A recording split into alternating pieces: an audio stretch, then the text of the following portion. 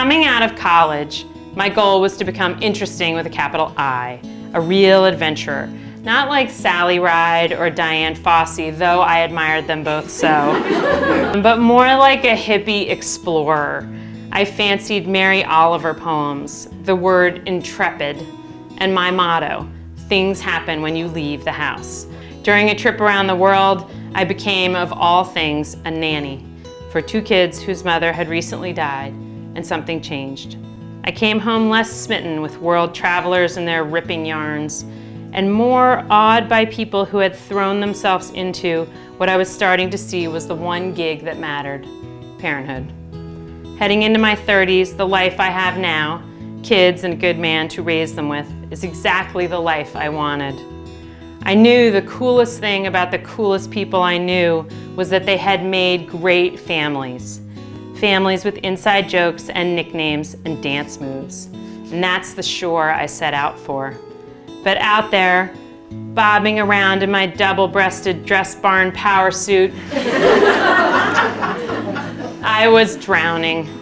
Blame it on the freshman 15 I never lost, or the Merit ultralights I couldn't give up, or my sailor mouth. But it took a long time to find Mr. Right and get a family going. Now, only 13 years into motherhood, I already want to go back to the time when I knew precisely where my kids were and what they were doing, when they would dive into me after school, when I could pick them up without spraining my lumbar. Don't get me wrong, I want the now too. When I travel and call home, it's so good to hear their voices. I can't imagine being angry with any of them ever again. Same when they're sleeping, or when I, right? Or when I see people hug on the curb at the airport, or the days around a memorial service. We had 2 in our tiny town last year. A great guy named Murray, a young mom named Tiffany. You watch a kid eulogize a parent, and you know everything there is to know.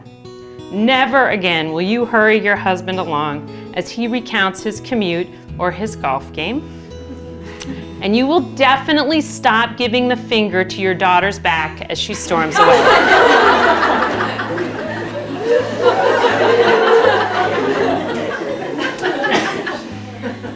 But cycling between the kitchen, the desk, and the carpool, it can be hard to revel in the domestic litter of backpacks, laundry baskets, and jockstraps.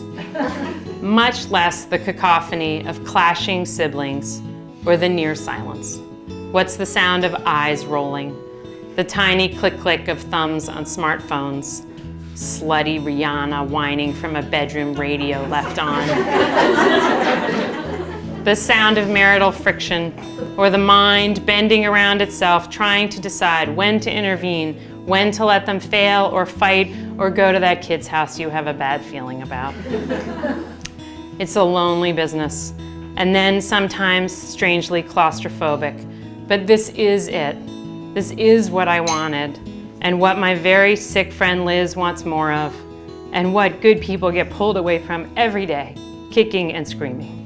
This abstract performance art called Family Life is our one run at the ultimate improv, our chance to be great for someone, to give another person everything they need to be happy, ours to apologize for, to try again for, to get a little more right next time for, ours to watch disappear into their next self, toddler to tyke, tween to teen, ours to drop off somewhere and miss forever.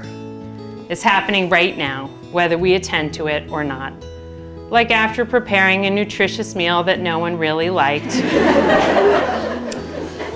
And a lot of blame gaming over who moved the laptop charger, your peevish, greasy young adult tramps off to the shower she should have taken 2 days ago.